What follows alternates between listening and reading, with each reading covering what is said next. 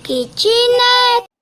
Welcome back mga ka-kitchen sa ating cake video to decorating.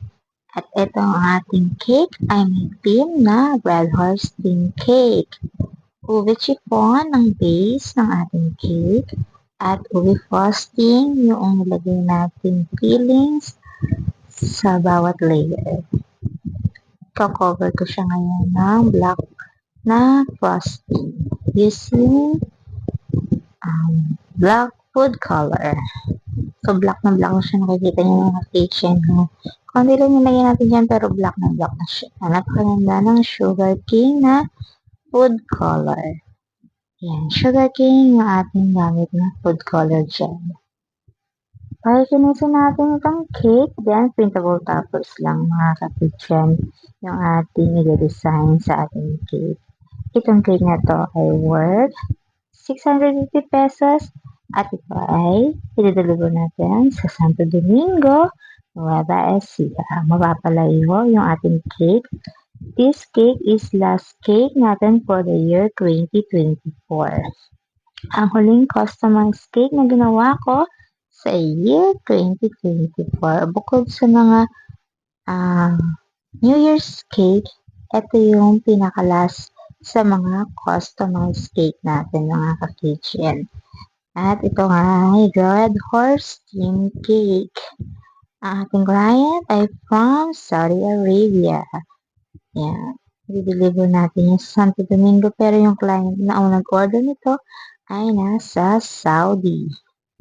So, ganyan lang mga ka-kitchen. Simple lang.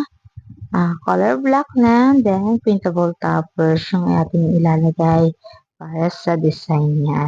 Tapos maglalagay din tayo dito ng gold leaf.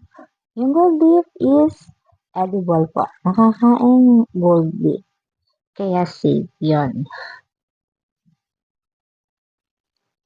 Sa additional design, maglalagay tayo ng parang bula-bula ng red horse.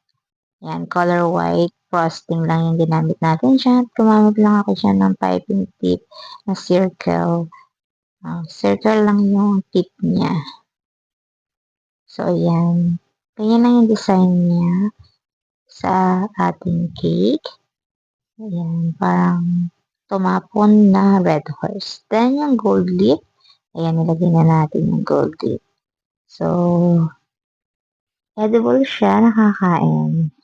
So, ang hindi lang nakakain dyan is yung toppers niya, yung red horse na printable toppers at saka itong nasa harap na printable din. So, yun lang yung hindi nakakain and then lahat is edible na pwedeng kainin. Don't forget to like, follow, and share mga ka-kitchen sa aking page para sa ibang cake decorating videos. Salamat sa pagsama for today. Happy New Year mga ka-kitchen! Thank you for watching!